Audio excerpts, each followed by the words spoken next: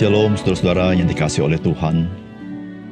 Sebagai orang percaya, firman Tuhan mengajar kepada kita agar kita selalu menguji setiap roh. Karena tidak setiap roh itu adalah Roh Kudus, tetapi di sekitar kita ada roh-roh jahat yang mempengaruhi manusia untuk membawa kita jauh daripada Tuhan kita Yesus Kristus. Salam jumpa dalam program Tuhan adalah Gembalaku.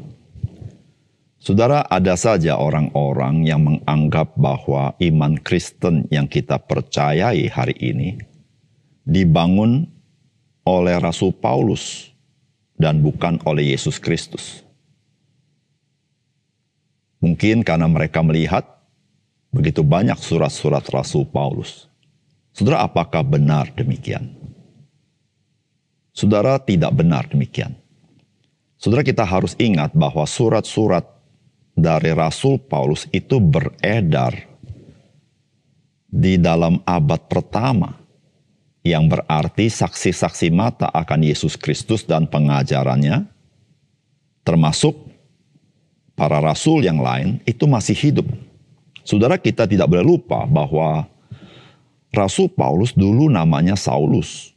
Dia berjumpa dengan Kristus yang bangkit. Dan pada saat itu dia jadi percaya kepadanya, dan pada saat itu dia diutus secara khusus oleh Tuhan untuk pergi ke orang-orang non-Yahudi. Saudara, bukankah seorang rasul, dia harus menjadi saksi mata daripada Kristus yang bangkit. Dan Paulus, dia salah seorang yang melihat dengan mata kepala sendiri Kristus yang bangkit itu menampakkan diri kepadanya. Dan saudara, Rasul Paulus menjadi rasul karena Kristus yang langsung menunjuk dia. Saudara, pada awalnya saudara, Rasul Paulus tidak dapat diterima oleh murid-murid Tuhan di Yerusalem. Tetapi saudara, melalui Barnabas yang menjelaskan bagaimana Rasul Paulus berjumpa dengan Kristus dan Kristus berbicara dengan dia. Dan setelah itu bagaimana Rasul Paulus dengan berani memberitakan Yesus Kristus di Damaskus.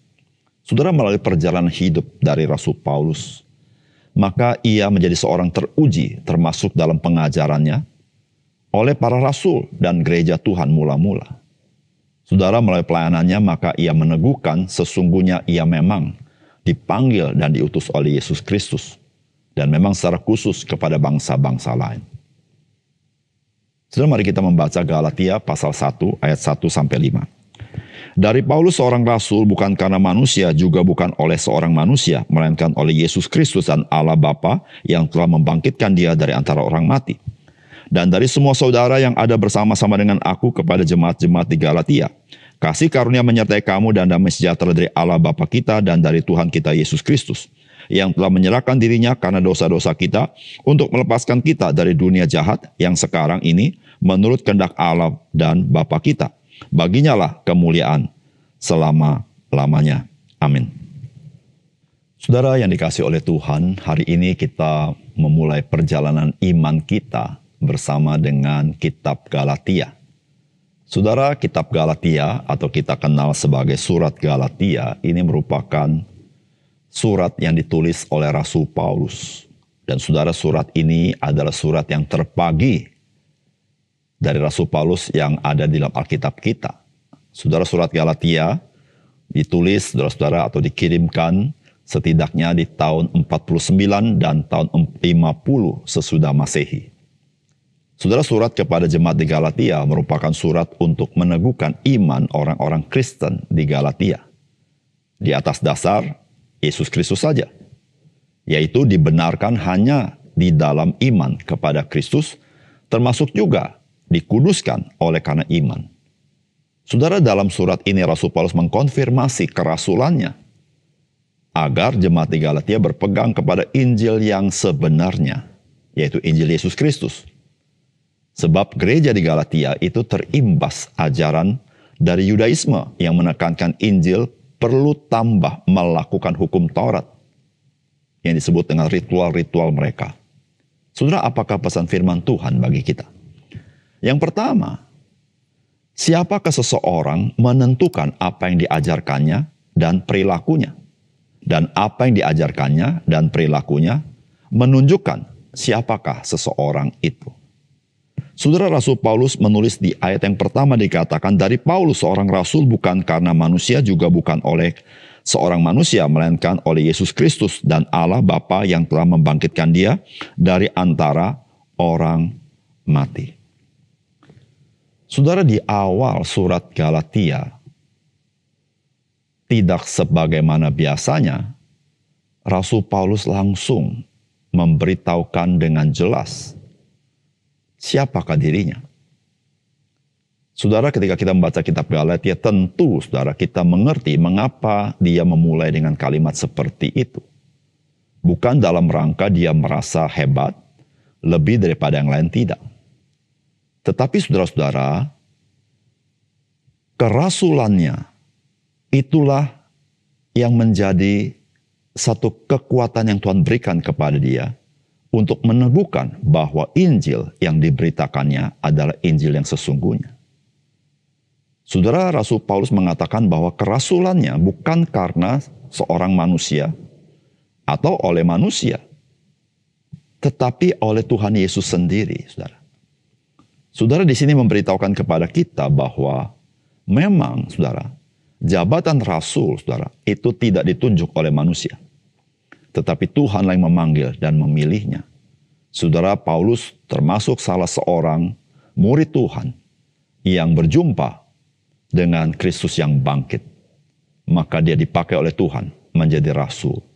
Saudara, firman Allah berkata bahwa gereja Tuhan itu dibangun di atas dasar rasul dan nabi, di mana Kristus sebagai batu penjuru.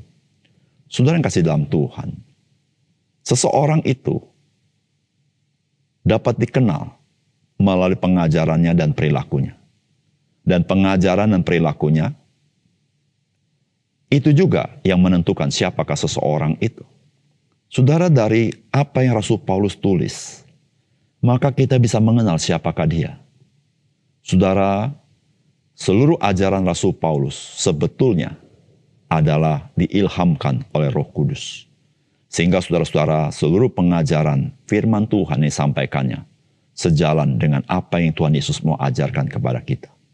Saudara yang kasih dalam Tuhan, Rasul Paulus ada seorang yang dipakai Tuhan untuk meneguhkan Injil keselamatan itu. Saudara, saudara, dari sini kita belajar bahwa kita sebagai orang percaya, kita bisa mengenali seseorang dari apa yang dia ajarkan dan bagaimana perilakunya. Karena, saudara, dari pohon yang baik akan menghasilkan buah yang baik. Tetapi dari pohon yang tidak baik akan menghasilkan buah yang tidak baik. Saudara, Tuhan Yesus berkata kita mengenal pohon dari buahnya. Saudara, jikalau kita tidak mengenal pohon itu, kita bisa mengenal dari buahnya. Tetapi saudara-saudara, dari pohon yang baik, kita pasti yakin akan keluar buah yang baik. Saudara, bagaimana seseorang itu? Begitulah pengajaran dan perilakunya. Dan bagaimana pengajaran dan perilakunya? Dialah orang itu. Saudara, dari situ kita bisa menilai orang dari semuanya itu. Saudara, Rasul Paulus, saudara seorang yang komit kepada Tuhan Yesus. Bahkan dia rela menderita, bahkan rela mati bagi Kristus, saudara. Saudara, dari seluruh surat-suratnya, kita bisa melihat pengajaran Kristus yang hidup di dalam hidupnya. Sebab dia berkata di dalam surat yang lain, bahwa bagi dia hidup adalah Kristus dan mati adalah keuntungan. Saudara, iman Kristen bukan didasarkan kepada Paulus, tetapi didasarkan kepada Kristus. Kristus yang memilih para rasul, supaya mereka dipakai Tuhan, diilhamkan Roh Kudus, untuk menuliskan firman Allah. Yang kedua, saudara, kasih karunia dan damai sejahtera adalah melalui karya Kristus di atas kayu salib. Saudara, firman Tuhan berkata, kasih karunia menyertai kamu dan damai sejahtera dari Allah Bapa kita dan dari Tuhan Yesus Kristus yang telah menyerahkan dirinya karena dosa-dosa kita untuk melepaskan kita dari dunia yang jahat sekarang ini menurut kehendak Allah dan Bapa kita. Saudara, dalam setiap surat Rasul Paulus umumnya menuliskan kalimat-kalimat Kiranya kasih karunia damai sejahtera Allah dan Yesus Kristus menyertai kamu. Saudara, kalimat ini bukan sekedar salam basa-basi, tetapi ini adalah sesuatu merupakan realitas. Dan ini bisa terjadi karena Yesus Kristus telah menanggung dosa kita. Saudara, jikalau kita tidak percaya kepada Kristus, maka dosa kita masih tetap dan kita tidak berada di bawah kasih karunia, tetapi di bawah kutuk hukum Taurat. Dan bukan itu saja, saudara. Kita tidak memiliki damai sejahtera dengan Tuhan karena kita tetap menjadi musuh Allah. Tetapi, saudara, ketika kita percaya, maka kita sekarang berada di bawah kasih karunia Allah. Artinya apa? Artinya, saudara-saudara, segala dosa-dosa kita diampuni, dibayar lunas oleh Yesus Kristus, dan kita mendapat kasih karunia Tuhan. Dan kita mengalami damai sejahtera dengan Allah di dalam Kristus. Kita bukan musuh Allah. Dan kita menjadi anak-anak Allah. Saudara, itulah karya Kristus di atas kayu salib yang sangat berharga dalam hidup kita. Saudara, jikalau kita tidak percaya, kita tidak mengalami damai sejahtera Allah dalam hidup kita. Karena damai sejahtera Allah itu dapat terjadi ketika kita sudah diperdamaikan dengan Tuhan. Saudara yang kasih dalam Tuhan, kita yang hidup di dalam kasih karunia Tuhan, marilah kita hidup dengan rasa syukur di dalam situasi pengalaman apapun kita alami. Karena dalam setiap pengalaman hidup kita, kita tahu ada kasih karunia Allah yang Allah berikan kepada kita, yang tidak tergantung kepada situasi kondisi dan tidak tergantung daripada kita. Dan bahkan, saudara, sebagai orang percaya, di dalam situasi apapun yang kita hadapi, saudara, ada damai sejahtera Allah yang meliputi hati kita. Dan damai sejahtera itu, saudara, sangat tergantung apakah Kristus bertahta dalam hatimu. Saudara, siapa yang bertahta dalam hatimu, begitulah hidupmu. Saudara, ketika Kristus bertahta dalam hatimu, maka hidupmu memiliki damai sejahtera. Meskipun hidup kita tidak selalu lancar, ada kalanya, ada banyak gelombang dalam hidup kita. Tetapi saudara, ketika Kristus memerintah dalam hati kita, maka kita memiliki damai sejahtera yang melampaui dunia ini. Oleh karena itu, saudara, mari kita bersyukur kepada Tuhan. Jikalau kita boleh mengenal Kristus, saudara, karya Kristus, penebusan itu cukup bagi kita. Tidak perlu ditambah apapun, karena Dia sudah membayar dengan lunas. Dan apa yang dilakukan, tidak dapat dilakukan oleh siapapun. Hanya Dia satu-satunya yang telah mati bagi kita dan bangkit dan hidup selama-lamanya. Mari kita berdoa. Bapa surga, terima kasih untuk kebenaran firman-Mu. Biarlah sekali lagi kami menyadari betapa penting kami bisa membedakan akan ajaran-ajaran yang benar dan ajaran-ajaran yang palsu. Tapi kami bersyukur ketika kami membaca kitab suci, membaca Alkitab, kami menyadari akan keotentikan, akan kemurnian firman Tuhan yang membuat kami selalu bisa mewaspadai dan berjaga-jaga dalam hidup kami. Ya Tuhan, biarlah kasih karunia damai sejahtera Tuhan itulah yang meliputi hidup kami sebagai orang percaya apapun yang kami alami. Karena kami tahu hidup kami dalam tangan Tuhan dan di dalam kemurahan Tuhan. Dalam nama Tuhan Yesus kami berdoa. Amin.